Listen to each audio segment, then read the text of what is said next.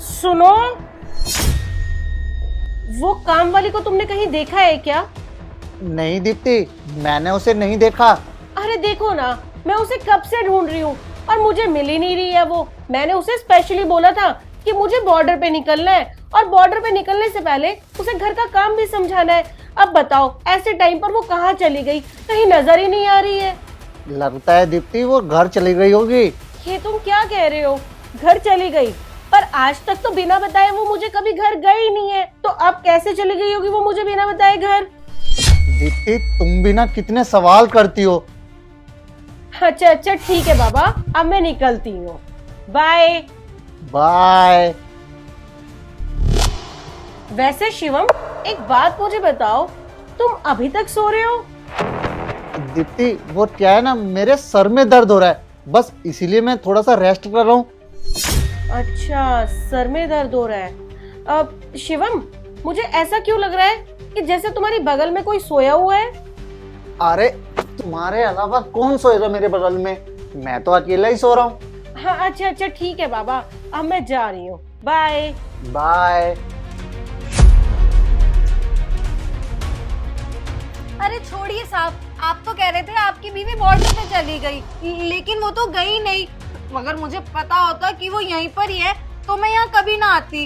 आप खुद सोचिए, अगर वो इस हालत में मुझे आपके साथ देख लेती तो मेरे साथ क्या होता। पूजा का कॉल। हेलो दीप्ति, एक बार व्हाट्सएप चेक कर। क्या व्हाट्सएप चेक करूँ? हाँ। अच्छा चल ठीक है, तू फोन रख, मैं करती हूँ। क्या सारी ट्रेन कैंसिल हो गई? और मैं तो काफी दूर आ गई थी चलते चलते। अब मुझे कल जाना पड़ेगा। ठीक है, लगता है इसी में कुछ भलाई होगी। अरे दिया, तुम इतनी टेंशन क्यों ले रही हो? मेरी बीवी का दिमाग चलता होगा बॉर्डर पे, लेकिन यहाँ ना सिर्फ मेरा दिमाग चलता है। हाँ साहब, आप बिल्कुल ठीक कह रहे हो और इसी बात का ही तो हम लोग फायदा उठा रहे हैं। तो फिर अब देर किस बात की, चलो फिर।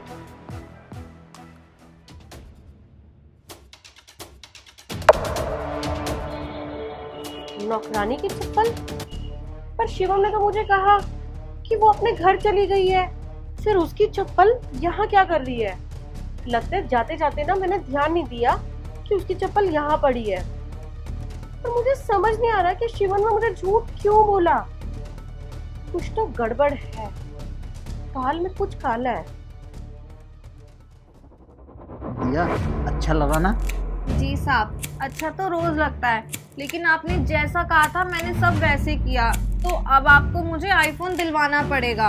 आपने जैसा कहा था मैंने ठीक वैसा किया, पर आपने मुझे वादा किया था कि आप मुझे आईफोन दिलवाएंगे, आपने अभी तक नहीं दिलवाया। एक काम करते हैं, शाम को ही मॉल चलते हैं, जो भी तुम्हें आईफोन पसंद आए वो ले लेना। ठीक है साहब। ठीक है। दिया, लगता है कोई आ रहा है। भैया आ रहे हैं क्या? नहीं साहब, भैया कैसे आ सकते हैं, वो तो ऑफिस गए हैं और मेम साहब भी बॉर्डर पे गई है। फिर कौन आया है? चलो, जो भी आया हो, तुम एक काम करो, जल्दी से ना उस पर्दे के पीछे छिप जाओ।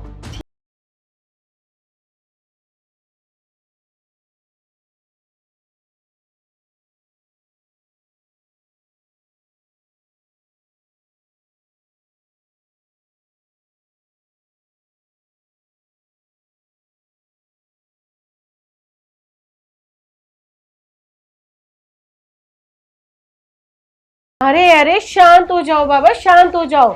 मैं कुछ भी नहीं भूली हूँ। बॉर्डर के लिए मैं निकली तो थी, पर मेरे फोन पे मैसेज आ गया कि ट्रेन कैंसिल हो गई है, तो हो सकता है मुझे कल जाना पड़ेगा। और वैसे तुम मुझे एक बात बताओ, तुम अभी तक सो रहे हो?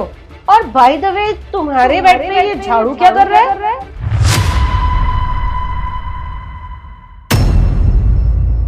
दीप्ति, ये झाड़ू ना, वो क्या है ना, मेरे पास कुछ काम तो था नहीं, तो मैंने सोचा इस झाड़ू से घर की सफाई कर लूं, तो बस मैं वही कर रहा था। अच्छा, तो तुम घर साफ कर रहे थे?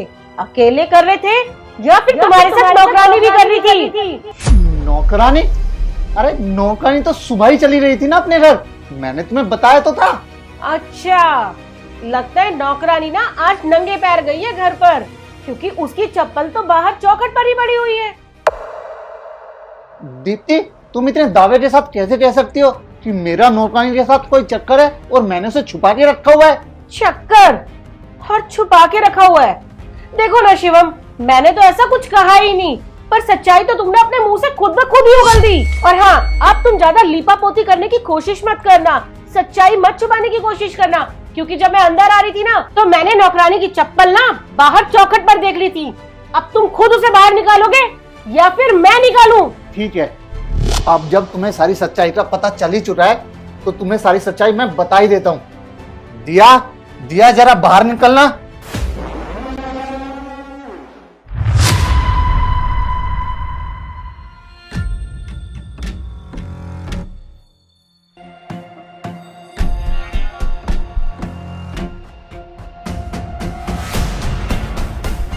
है मेरा दिया के साथ चक्कर। अरे तुम तो 6-6 महीने बॉर्डर पर पड़ी रहती हो, तुम्हें क्या पता कि पत्नी होने का धर्म क्या है। एक पत्नी का धर्म होता है अपने पति को सुख देना, वो तो तुम कभी दे नहीं पाए, इसलिए मैंने अपनी नौकरानी के साथ चक्कर चलाया। छी शिवम, तुम्हें शर्म नहीं आई ये सब करते हुए? अरे ये सब करने से पहले एक बार तो सोचा होता। तुमने धोखा दिया, वो भी मुझ जैसी लड़की को। शायद ना तुम भूल चुके हो कि तुमने ही मुझे कहा था कि तुमसे ना कोई नौकरी नहीं हो पाएगी। तुम्हारी वजह से, सिर्फ और सिर्फ तुम्हारे लिए मैंने ये नौकरी ज्वाइन की। अरे 6-6 महीने में बॉर्डर पे पड़ी रहती हूँ, भूखी प्यासी, देश की सेवा में लगी रहती हूँ, और तुम मेरी पीठ पीछे ये सब कर रहे हो। तुम्हें शर्म नहीं आई? तुमने एक बार नहीं सोचा मेरे बारे में? अरे निकम्मे इंसान, तुझसे काम होता ना तो आज मुझे बॉर्डर पे रह के ना ये नौकरी नहीं करनी पड़ती। अरे इतना कुछ करने के बाद आज तुम मुझे कह रहे हो कि मैंने तुम्हें पत्नी का सुख नहीं दिया। मैंने ये नौकरी ना सिर्फ और सिर्फ तुम्हारी इच्छाओं की पूर्ति करने के लिए की। तुम रात दिन ऐश लेते हो, अरे यहाँ सोते हो यहाँ, और मैं बॉर्डर पे पड़ी रहती हूँ कि तुम्हें कभी पैसों की कमी महसूस ना हो। और तुमने क्या किया? विश्वासघात किया तुमने मेरे साथ। मेरी पीठ पीछे मेरे घर की नौकरानी के साथ चक्कर चला रहे हो। तुम्हें जरा भी शर्म नहीं आई ये सब करते हुए? अरे एक बार तो सोच लिया होता कि अगर मुझे पता चला कि तुम्हारा चक्कर इस नौकरानी के साथ चल रहा है तो मुझ पर क्या बीतेगी। छी, मुझे शर्म आ रही है कि मैंने तुम जैसे इंसान से प्यार किया। खैर जो भी हुआ ना, अच्छा ही हुआ। कम से कम तुम्हारी औकात और तुम्हारी सच्चाई तो मुझे पता चल गई। अब मुझे तुम्हारे साथ 1 मिनट नहीं रहना है। निकलो मेरे घर से, निकलो। ये घर भी मेरा है और वो गाड़ी भी मेरी है। निकलो। अरे क्यों खड़े हो मेरी नजरों के सामने? सुनाई नहीं दे रहा क्या? निकलो। दीप्ति, दीप्ति, निकलो। और तुम तो एक नंबर की बेशरम हो। तुम्हें ना मैं अपने घर से तो काम पे से निकाल ही रही हूँ, और साथ साथ ना पूरी सोसाइटी को बता दूंगी तुम्हारी इस हरकत के बारे में। और देखना, तुम्हें ना पुलिस के हवाले करूंगी। निकलो, निकलो, निकल जा।